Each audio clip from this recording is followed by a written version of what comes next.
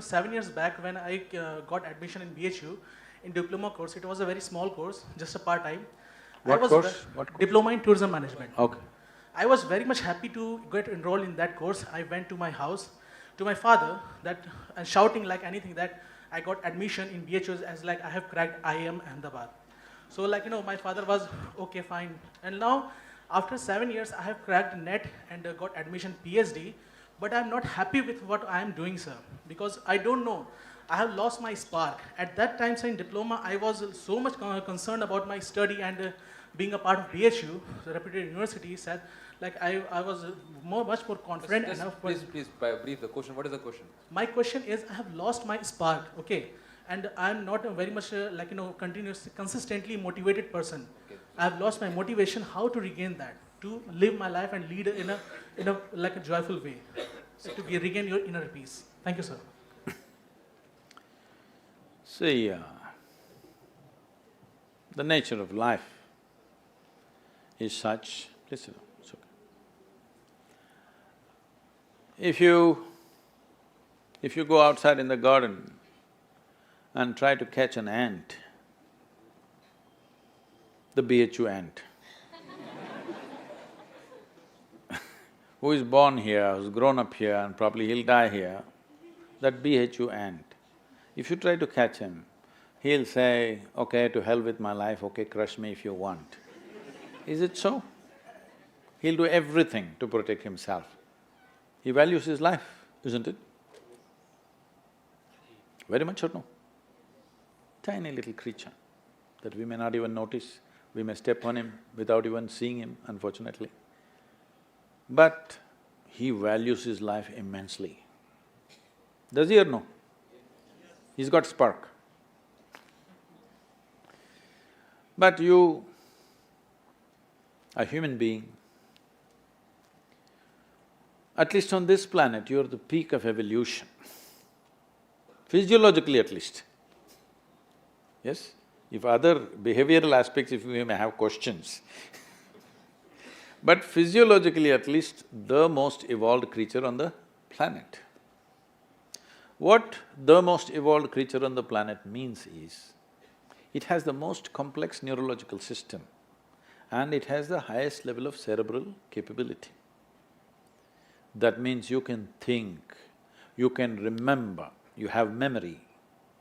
You have a very vivid sense of memory and a fantastic sense of imagination.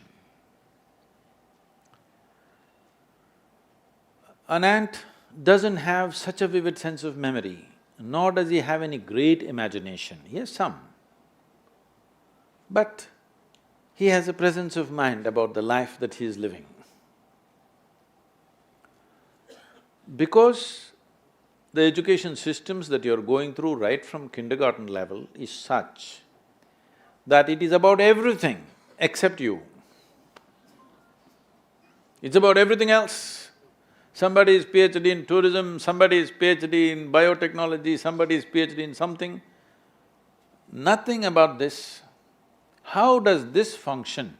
There is no attention at all. A human being functions. You have a Kala Bhairava temple here.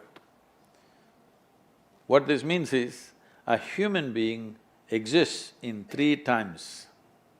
He lives because of the richness of his memory. How rich is your memory determines what you will do and what you will not do right now, isn't it so? So memory is important, the present experience is important, and how vivid is your imagination for tomorrow is very important.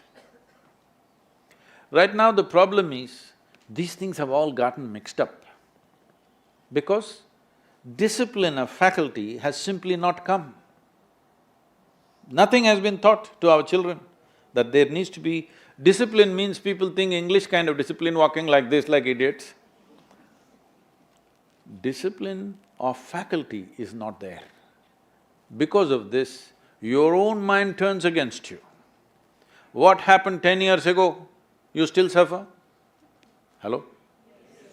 What may happen day after tomorrow, you already suffer? Because there's no discipline of faculty. You don't know how to use your memory. You don't know how to use your imagination. Your memory makes you suffer, your imagination makes you suffer, and you think you're suffering your life. You are not suffering your life. You are only suffering the two greatest faculties of being human, vivid sense of memory and a fantastic sense of imagination, isn't it so? If you suffer the greatest faculties that you have, what can we do with you? If you suffer an ailment, understandable. If you suffer a disability, understandable. If you suffer your ability, hopeless case. Yes or no? You're suffering your capabilities. If you're suffering your disability, it's all right. You're suffering your capabilities. I must tell you this, about 4–5 months ago, I think, you might have seen it on the news, a young lady, 34-year-old lady, who was a television anchor in Hyderabad, jumped off the 5th floor window, killed herself, left a note, "Nobody is responsible for my death, my brain is my enemy." How many million years it took to get this brain to this size, and now it becomes your enemy? She articulated this, but this is true with almost 90% of the human beings. They are suffering their own intelligence, isn't it? If you take away half their brain, if you take away half their brain, they will be peaceful. Yes. And that is why a whole bunch of idiots are going about saying that the ultimate goal of life is peace of mind. Such people will only rest in peace. Now you, young man, they kept you here for too long, 7 years, they should have thrown you out in 4 years, then you would have done something. University life, if somebody is not keying you up all the time, it could become too easy, you know. Even I remember, when I went to the university, most of the time we were in the canteen or in the garden. The easiest part of my life was university. I think… I know nobody's going to like it but I think this university time must be shortened unless somebody is producing something brilliant. They must be chucked out within 3 to 4 years' time, everybody. If they're doing something very focused and very intense, they must stay. Otherwise, see, this is all I'm telling all of you young people. Do whatever the hell you want in your life, but you must be intensely focused on something. If you're not investing in anything, your life, it will just go waste. Because as I told you in the very beginning, one basic ingredient of your life is time, and this is just going away. Already you're 2 hours closer to your grave since I came here. Yes or no? 2 hours closer to Manikarnika. Yes or no? Yes, you are not immortal. It's just a limited amount of time. Are you a precious life, I'm asking? Is your life precious to you? Yes. Then you must decide where you want to invest this life. If this is precious, if this is worthless, throw it somewhere. If this is precious, invest in something worthwhile, isn't it? So if you invest this in something worthwhile, not spark, you will be aflame all the time. That's why my first question was being a mistake, right? Huh? I'm investing it in a good one, being a mistake. Because you're a lawyer, because you're a lawyer, judge may tell you.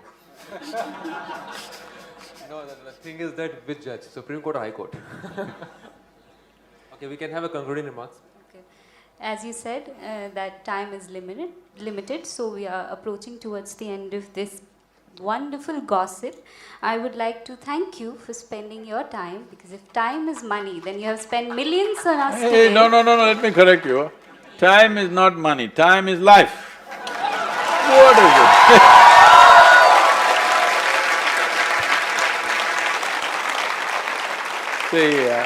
See, she's already a practicing dentist.